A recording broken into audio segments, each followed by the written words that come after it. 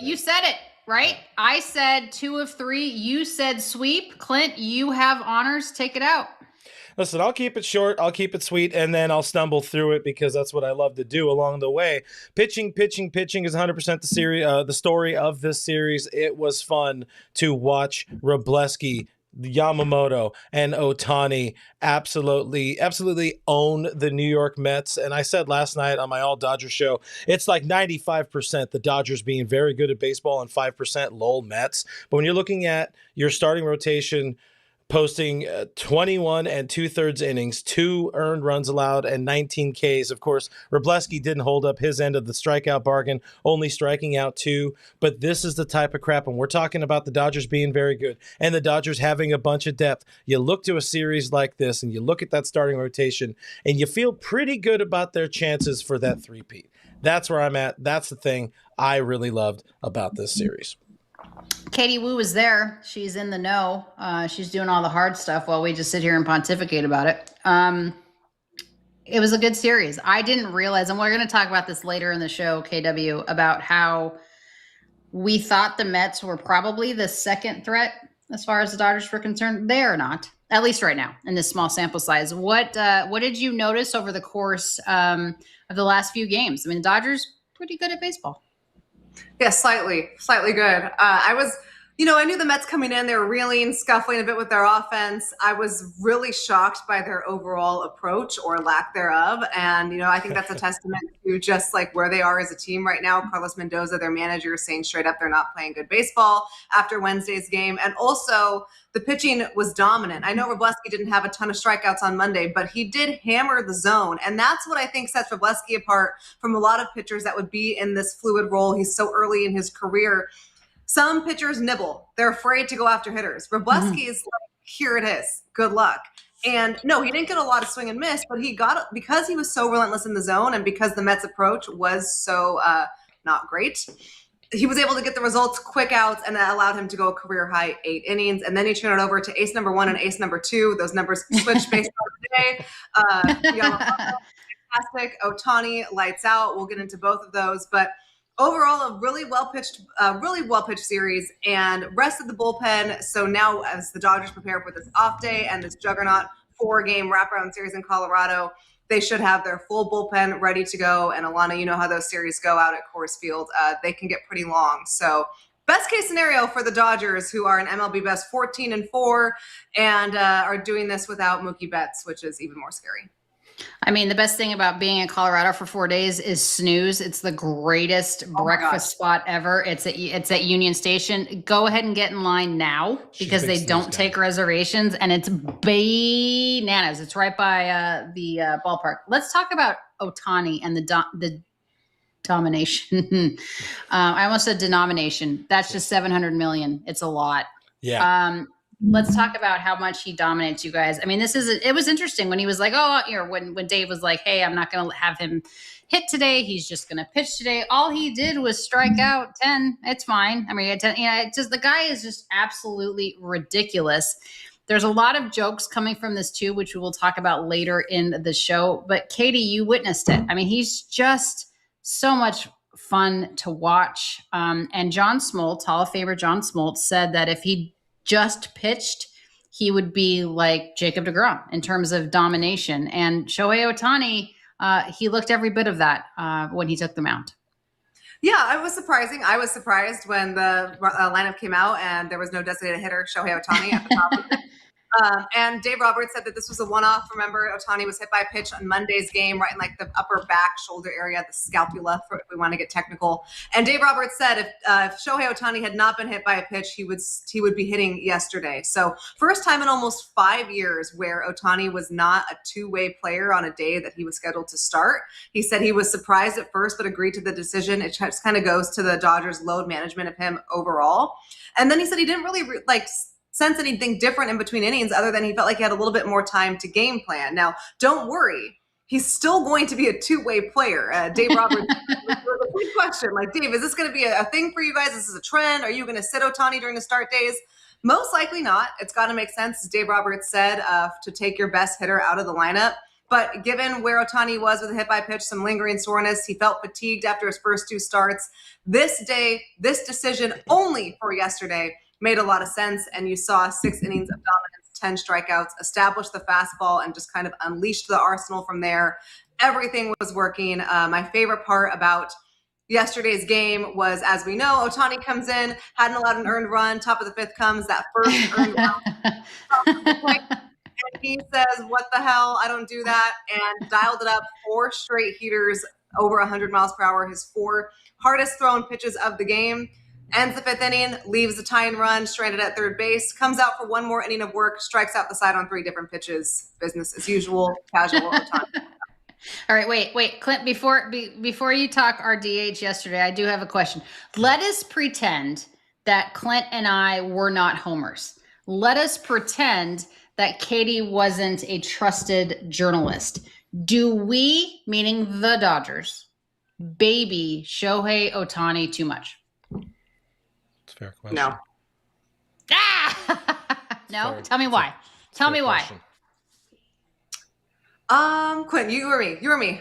I want to hear from you. You're the outside. You're the objective observer. You're the one that has the credentials. We're just here. I think, given what he's done in the last 2 years, 2 significant elbow surgeries, the Dodgers, we talk a lot about their load management. They don't need pitchers in April. They need them in October. It makes sense to do this. And this is coming from someone who objectively loves to see Shohei Ohtani as much as possible. Like I said, I was kind of like, not annoyed, but like, where is the leadoff hitter in this lineup yesterday?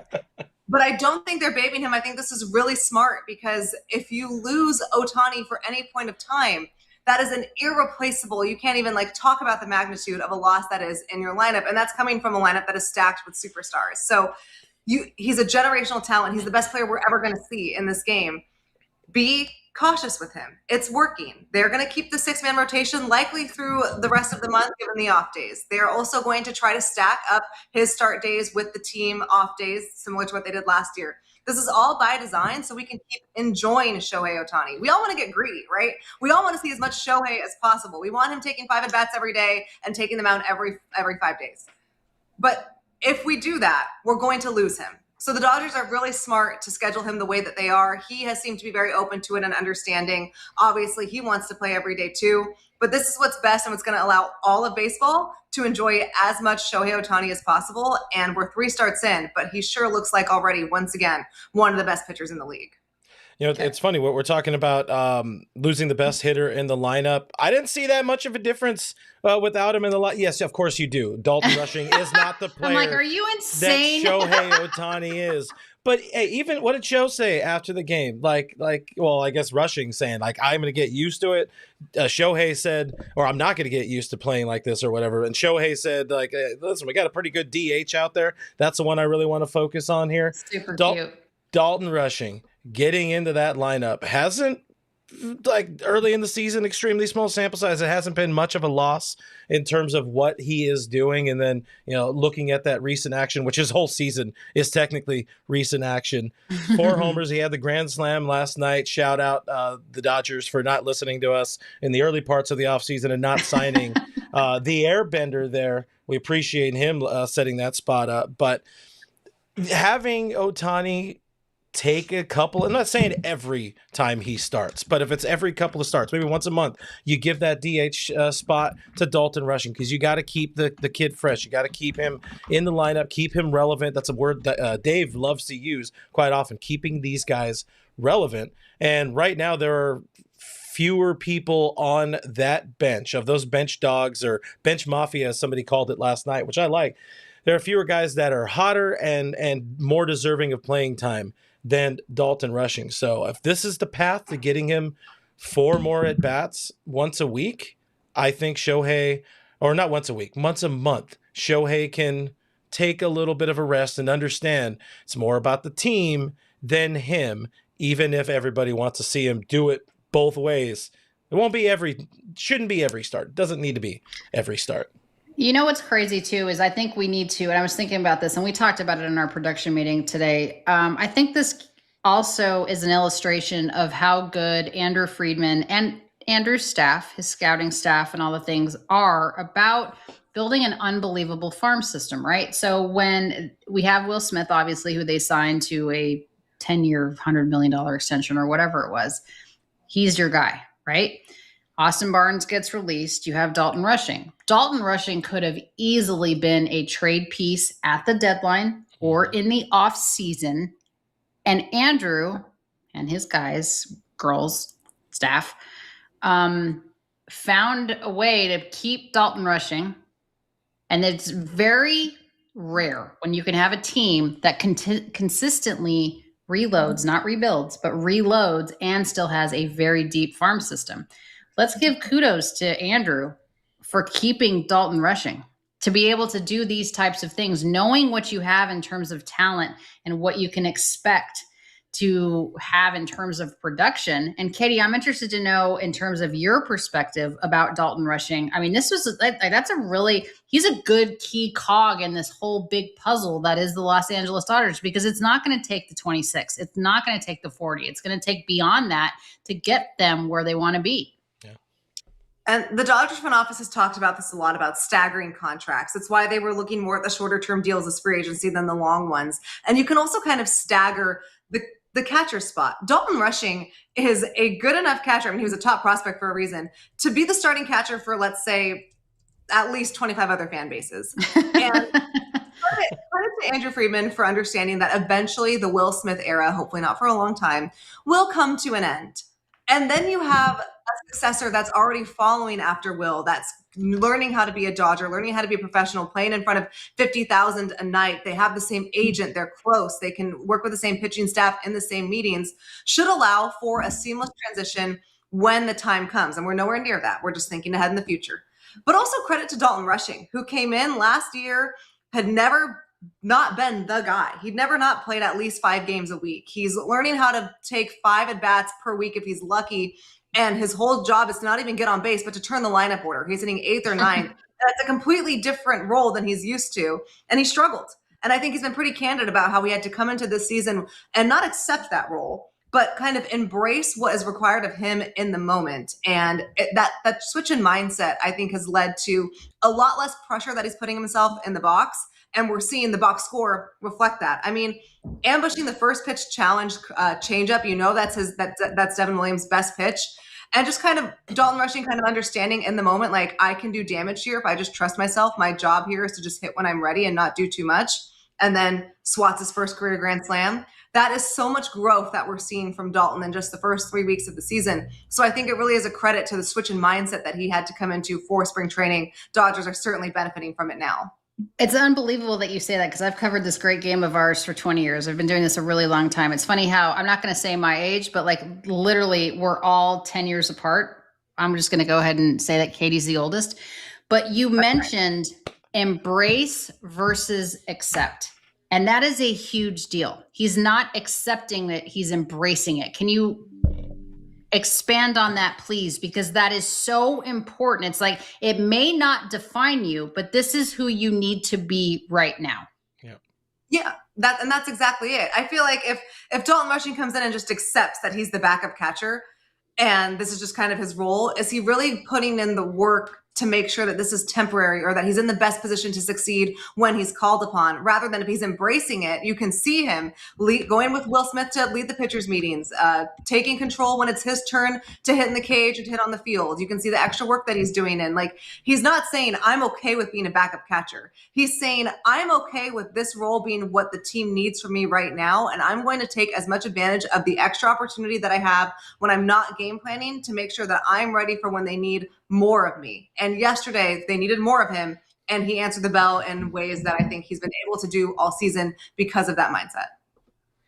Pretty good. He's pretty good. And the Dodgers, again, in a very advantageous spot. I jokingly said before the show, and we got to take a pause for, station identification here. Comedic effect. For comedic effect. No, talking about, eventually throwing to a break here, and we'll come back, continue the conversation, because this is enjoyable. Hopefully people are enjoying it. Hit that like button, subscribe, and all that kind of stuff if you are.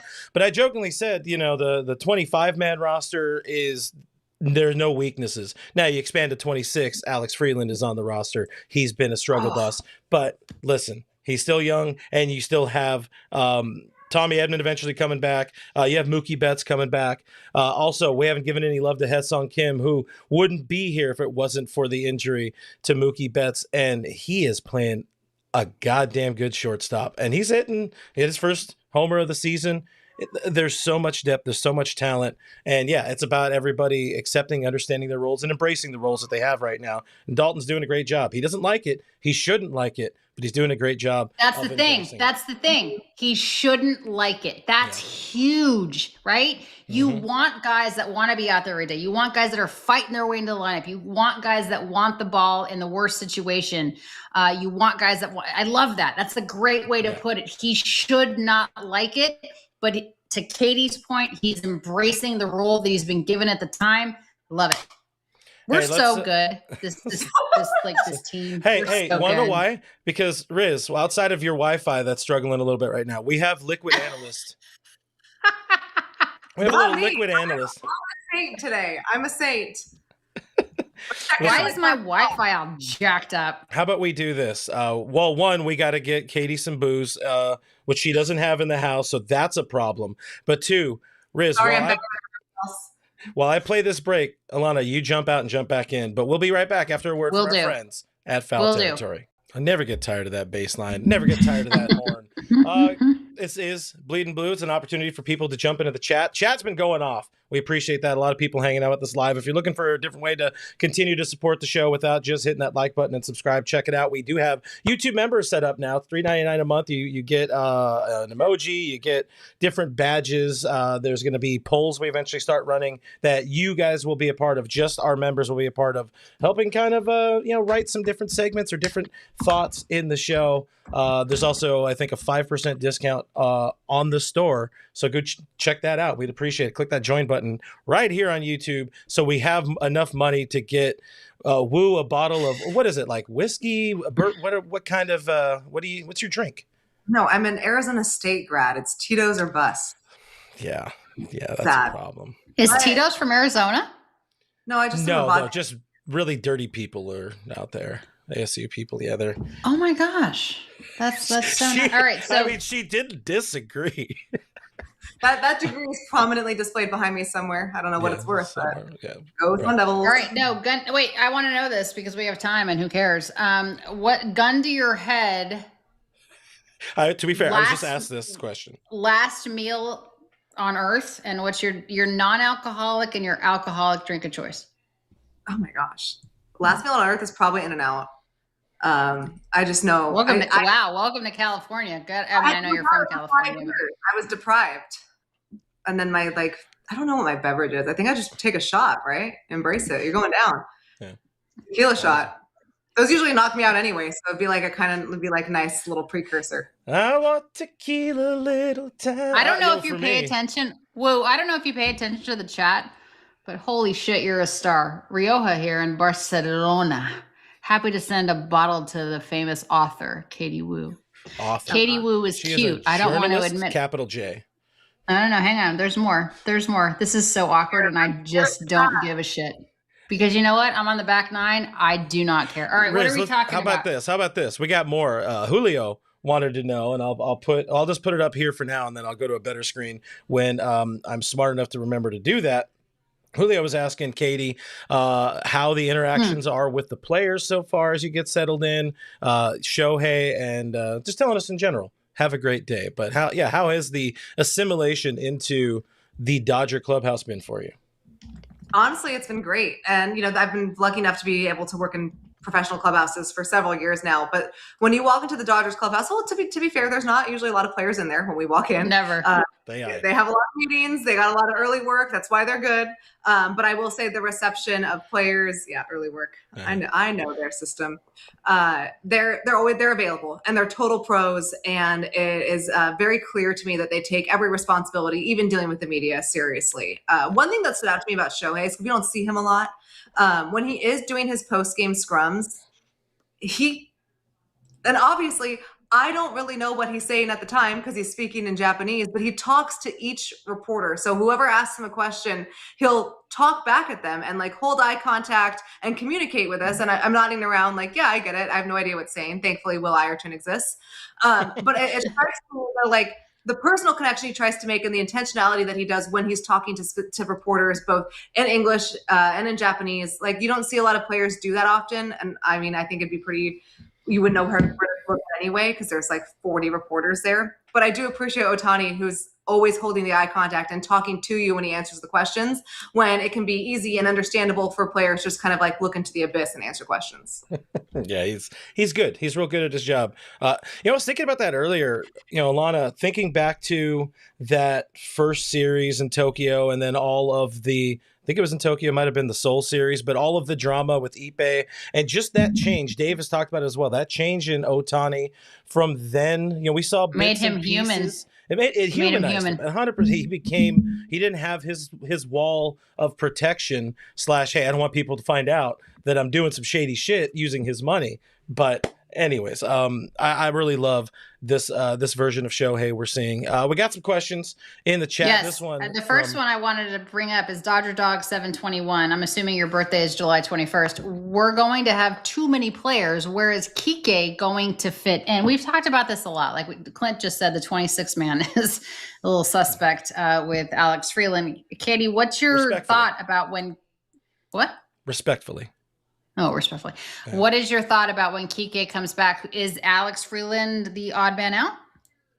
I think that's why part of the reason why the Dodgers elected to have Freeland on the opening day roster, and we talked about this before, they know what they have in Ha-Seong Kim and what he can do. They don't know what they have in Alex Freeland with consistent playing time. And it's also when Mookie Betts went down, and they decided to platoon shortstop instead of second base. They want to give Alex Freeland as much opportunity as possible so that he makes the decision hard for them when Kike, who right now is trending to return before Tommy Edman comes off the IL. Mookie Betts still kind of progressing, hasn't gone all the way to full swings yet. Obliques are tricky, we know this, but he seems to be in good spirits. So we're going to continue seeing Alex Freeland.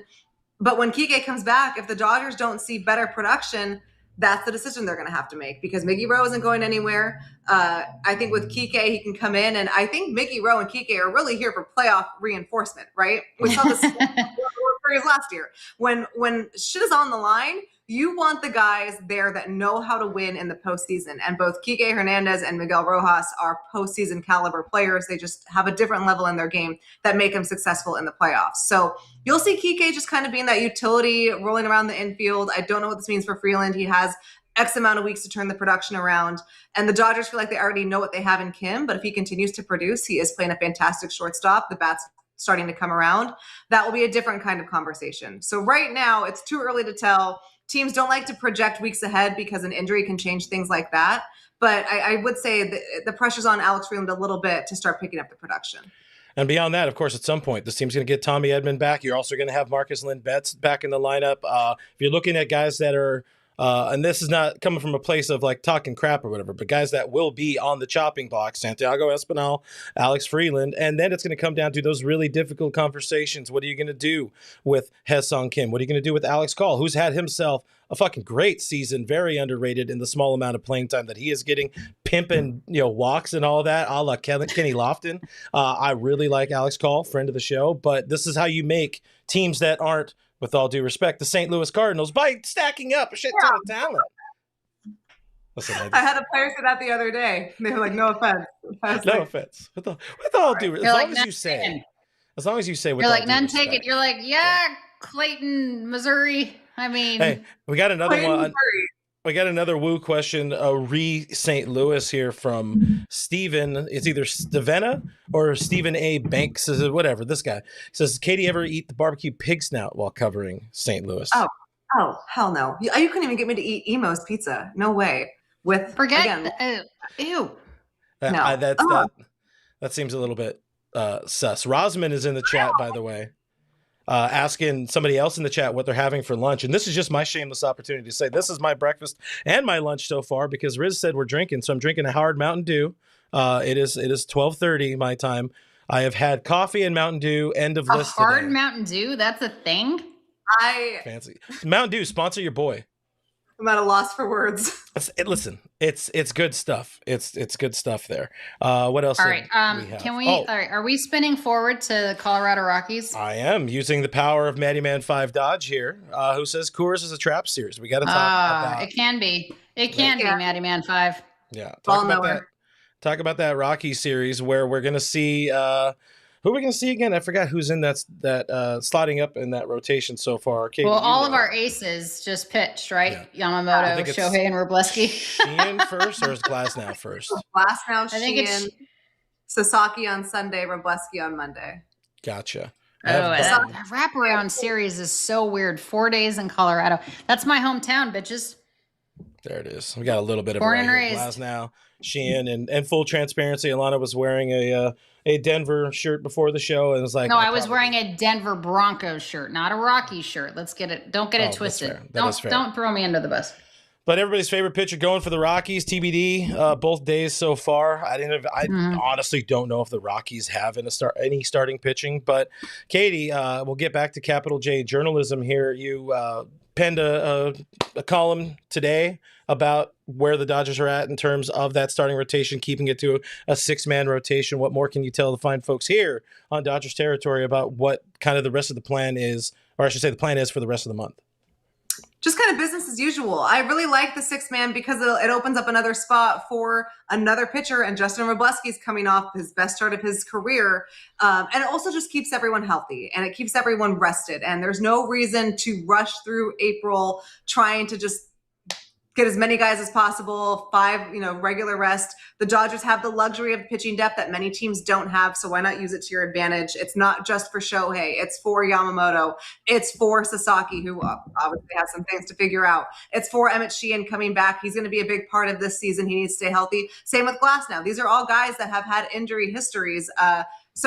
Injury histories, yes. So making sure that you have, and you can utilize the schedule with the off days, everyone kind of pitching once a week right now through April not only opens up that spot for Wroblewski to see more starts. The Dodgers do believe that his long-term potential is a starter. It also just keeps everyone rested. Blake Snell threw another live yesterday. I believe he'll repeat at least one more, and then we'll start talking about a rehab. But right now, what's the point in pitching everyone on traditional rest when you don't have to, and your 6-man is arguably better than 2 of your other pitchers in the current rotation? What a life. What a life. What a life. Couple of super chats we appreciate. So this is Roberto Hernandez, 2258 super chat, $2 from him. Next 7 games, division rivals, which is true. Go back to the other one, Clint, that Colorado games in Colorado don't Pat Dwyer count. with the $10. Yeah, Fatty D. Games in Colorado don't count. Well, they may not in April, but they will in September. Here's the thing. What? They said they all count. They're just dumb. They do all just stay healthy. So this is a random question that I'm gonna ask Katie Wu. So I lived in Manhattan Beach I lived in LA for 7 years, 5 of which were in Manhattan Beach. And now that's where my girl is. And I see her posting all these pictures of like, I'm on the beach and this is like amazing and what is your favorite thing to do? You gotta work on your copy, by the way, Wu. Work on your copy. Sorry. Like what's been your favorite thing so far? Like what's been the best part of it? Because this is no BS. I swear to you guys. Born and raised in Colorado, lived there my whole life. When people ask me what is home, I say LA, which is crazy, right? I was only there for 7 years. I just want to claim it. I want to claim Los Angeles. I want to claim California. It means that much to me. Like when I fly into LAX, like there's just like, I don't have a soul. I don't cry. But like when I fly into LAX, I'm like, la. So what's been like your impression so far? 2 weeks, 3 weeks into the season, just like living there, Manhattan Beach, the Strand, all the things. Go. Well, seeing the sun on a regular basis has really done a lot for my mental health. I've enjoyed that part. And being from California, I know Northern California, Southern California are like 2 different states. But a lot of my family is in California. I get to see my brother and his girlfriend at least twice a month. And what's hard. Brian Wu? Is it Brian Wu? I'm just kidding. Somehow. We're both from the Bay Area. I think I'll figure it out. I'll do some investigative journalism. For that, that's what that deserved. That deserved to be. I liked it. I thought it was funny. I got the woo boo. What is wrong? You got the woo boo. Woo boo and Brian. Anyways, sorry. I think what's really stood out to me here is, I felt like I grew up my career wise in St. Louis. I was 24 years old, my first beat writing job. And I'm still so thankful for like the fans there and the people that I worked with that helped put me in a position where I could take the next step in my career. And this is it. So I did feel like a little homesick, right, for St. Louis.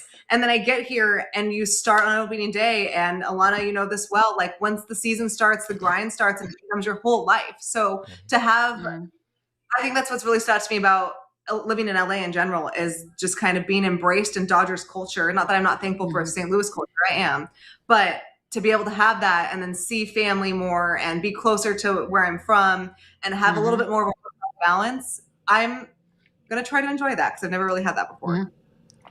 You deserve that, and I'm proud of you. You know, it's so funny. Proud of you. It's funny, Riz, when I do see her posting like the Manhattan Beach, like the beachscape I'm like, there. I know it just takes me back to you posting it 3 or 4 days a week. Well, because it was awesome. And now I live in New England and it's fucking cold all the time. We went from winter to summer. It was like snowing yesterday and it's like 112 degrees today. So you know what? The only thing missing to really bring it all together is her posting dirt on my boots somewhere 3 or 4 times a week.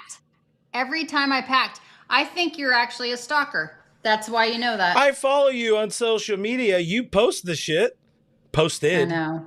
Now what is it like being the boss of two girls on this show? Because like we make your life miserable because I don't follow anything that I'm supposed to do. Listen. I'm looking at the rundown. I haven't touched shit on it. We've touched an amount of shit. To be fair, like the first 2, that's it. I'm the boss, allegedly. She's the one who guides us.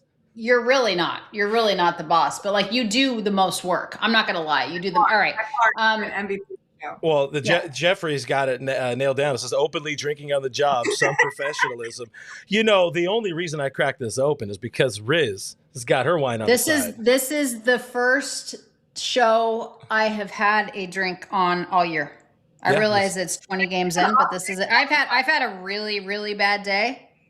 So it is what it is. And I am a fallible person. I am a fallible person.